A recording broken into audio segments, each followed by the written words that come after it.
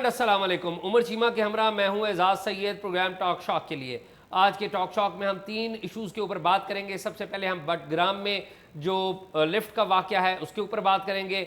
दूसरे नंबर पर हम बात करेंगे सदर का जो तनाज़ा चल रहा है उस पर जो सिविल अफसरान हैं उनका क्या बना, उनका स्टेटस क्या है। और तीसरे नंबर पर हम इमरान खान साहब के हवाले से बात करेंगे कि उनको रिलीफ क्यों नहीं मिली आज इस्लामाबाद हाई कोर्ट से और कब तक वो रिलीफ मिल जाएगी। उमर चीमा से बात का आगाज़ करते हैं। चीमा साहब, बटग्राम का मामला आई बिलीव आप देखते रहें, कुछ अब तक की जो स्टेटस अभी तक का क्या है वो बता दें और कुछ और कलमात आपने बताने हैं तो वो। अच्छा एजाज, एक तो मैं ज़रा थोड़ा सा जितनी जिस तरह मेरी समझ डेवलप हुई है ये है कि मैंने जब पहले लिफ्ट का मामला जब ख़बरें पढ़ना शुरू की तो मैं ये समझा कि शायद कोई एक जैसे होता है ना कि मरी में भी कोई लिफ्टें लगी हुई हैं, चेयर लिफ्ट, हाँ चेयर लिफ्ट है, यानी कि कोई एंटरटेनमेंट, हाँ जो इंटरटेनमेंट के हवाले से हैं वो हैं।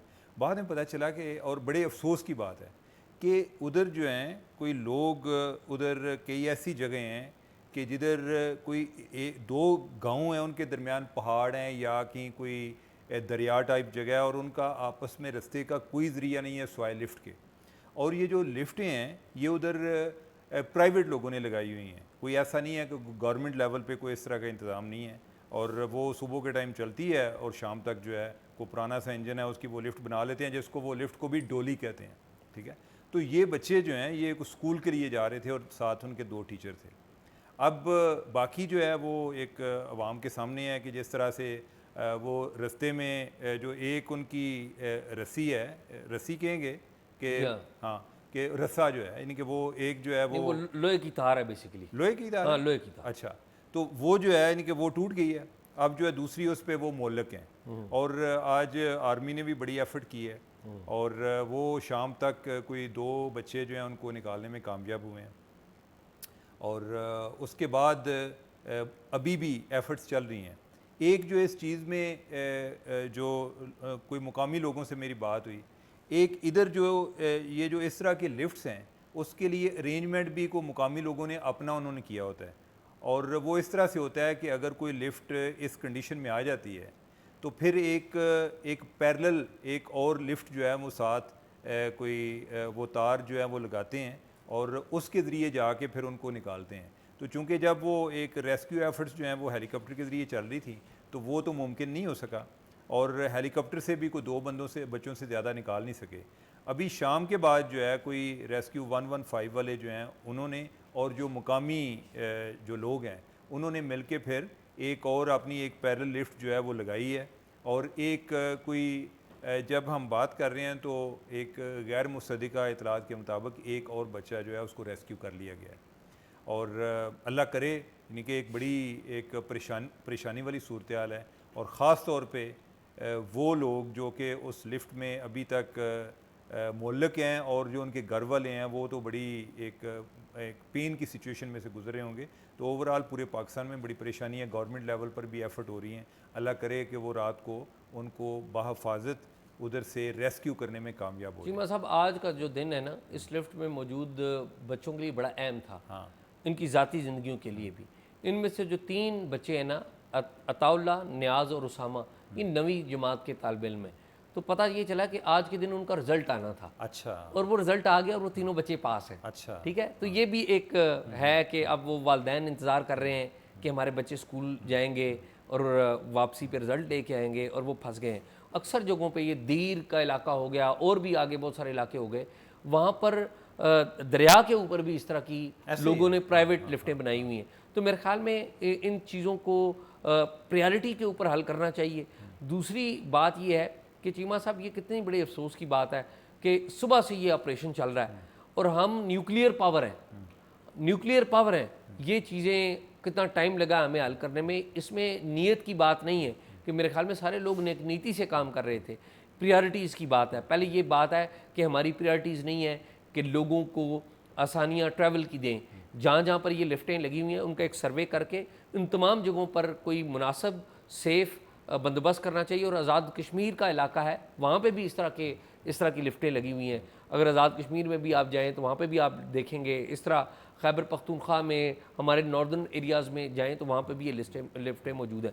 अगली मौजू जो है चीमा साहब वो ये है कि लेकिन इजाज़ जो ये है जो आप बात कर रहे हैं, एक तो मेरे ख्याल है कि जो ये लिफ्टें लगाते हैं इसका कोई बाकायदा सिस्टम होना चाहिए कि अगर मैंने सुना है कि कोई डीसी वगैरह से अप्रूवल लेते हैं डिप्टी कमिश्नर से, लेकिन उनकी क्वालिटी के हवाले से पूरी छानबीन करनी चाहिए कि कोई, क्योंकि ये इसमें बड़ा रिस्क इन्वॉल्व है और ये गो के एक बड़ा हादसा है, बड़ा अफसोसनाक ओवरऑल सिचुएशन है।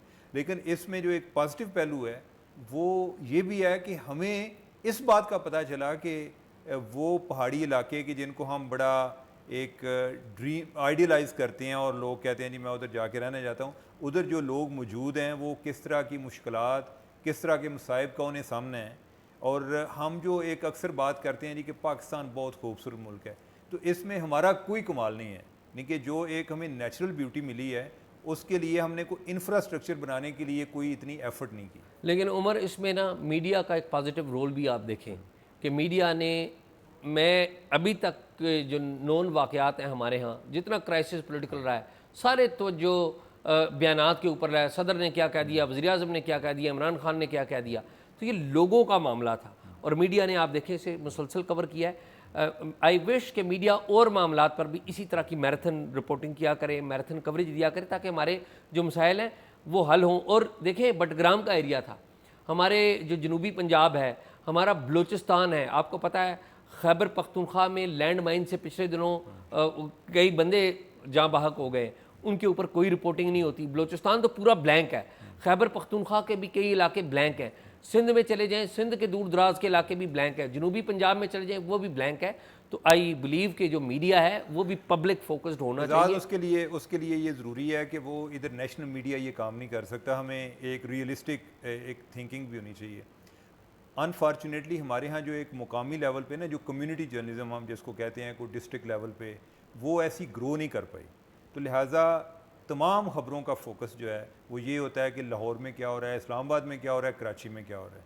और उसकी एक वजह ये भी है कि चूँकि इधर रेटिंग के मीटर लगे होते हैं, कोयटा में नहीं है, पेशावर में कोई थोड़े बहुत हैं, कोयटा में भी कोई हैं लेकिन कम है, तो वो जो है ना रेटिंग ड्रिवन जो है वो ज़्यादातर कवरेज होती है। बाकी ये है कि हमें जो लोकल जर्नलिज्म है उसको प्रमोट करना चाहिए। यानी वो उसके लिए बुनियादी जो शर्त है ना चीमा साहब, वो बुनियादी शर्त है कि पैमरा के कानून जो रीजनल और जिसे कहते हैं ना डिवीजनल लेवल के ऊपर पैमरा के कानून बदलने चाहिए। जो आपके लाइसेंस की कीमत है वो करोड़ों और अरबों में चली गई हुई है, अरबों रुपए में चली गई है, करोड़ों तो बहुत नीचे की बात रह गई।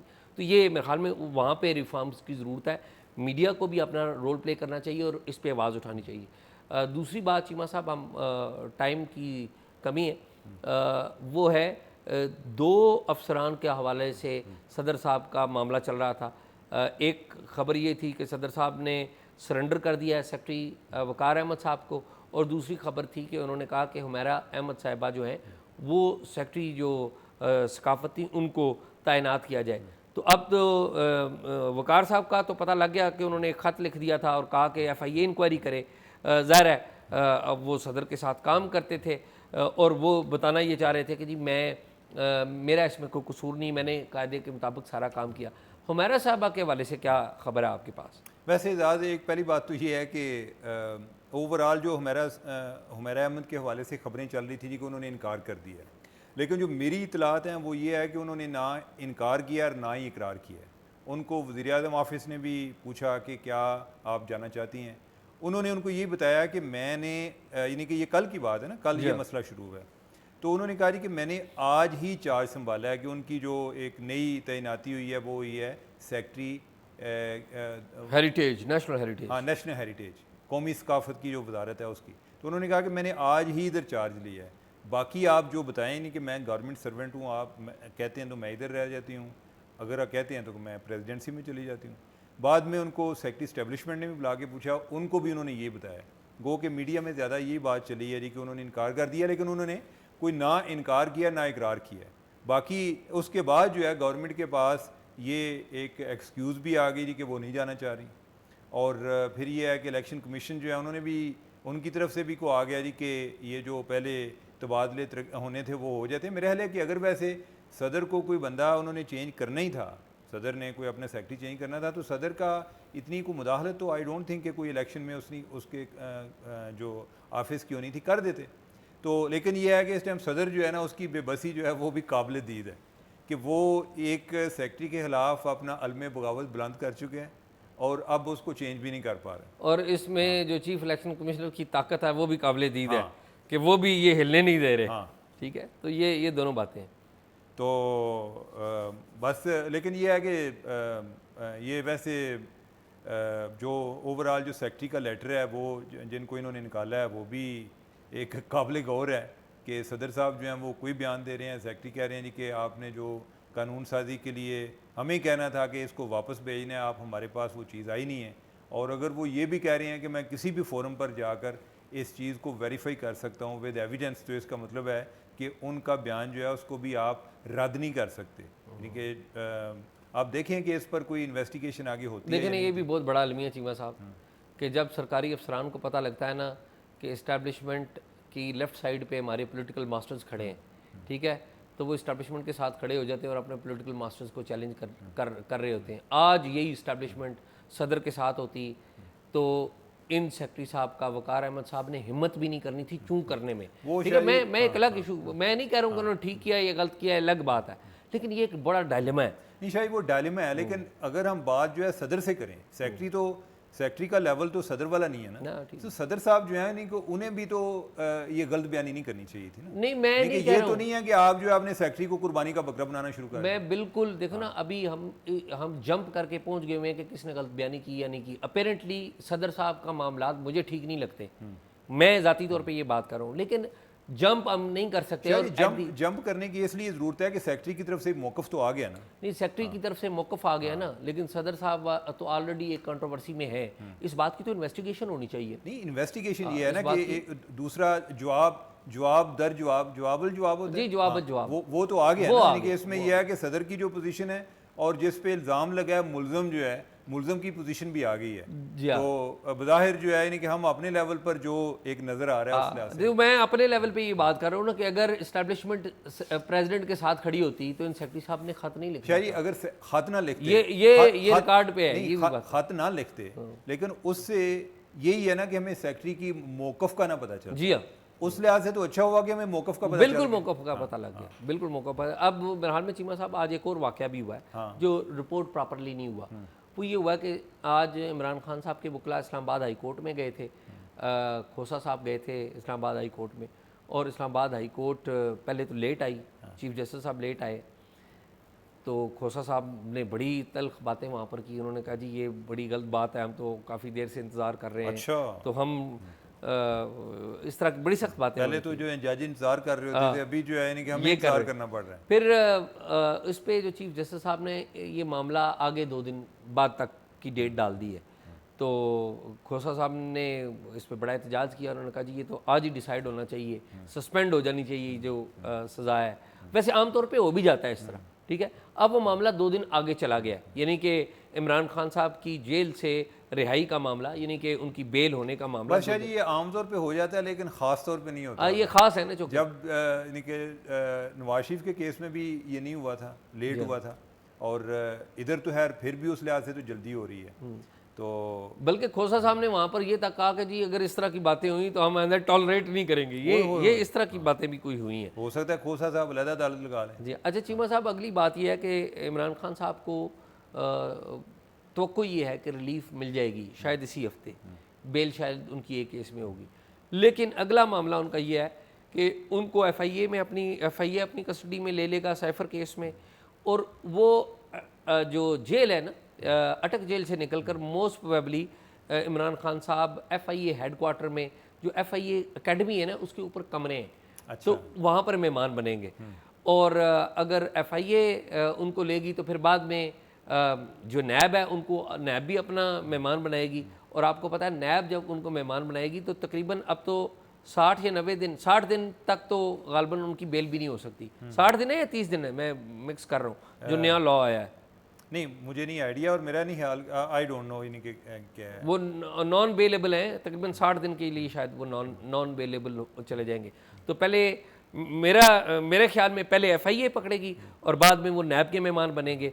ये तब्दीली भी हो सकती है, पहले नैब के मेहमान बने और बाद में एफआईए के बने, ये तब्दीली भी हो। लेकिन इमरान खान साहब अब अगर उनको बेल मिलेगी तो इन 2 इदारों के अगले मेहमान बनने जा रहे हैं। फोरसीबल फ्यूचर में इमरान खान साहब इलेक्शन तक, ये इलेक्शन की फरवरी की बात मैं कर रहा हूँ, मुझे नहीं लगता कि इमरान खान साहब बाहर आएंगे। यानी मेहमान एक है, मेज़बान काफ़ी हो गए। मेज़बान काफ़ी है, केसेस काफ़ी है ना। तो मेरे हाल में चीमा साहब बहुत शुक्रिया आपका। नाजरीन, आपने हमारा प्रोग्राम देखा। हमने 3 मौज़ूआत पर मुख्तसर सी बात की है। उम्मीद आपको पसंद आई होगी। बहुत शुक्रिया।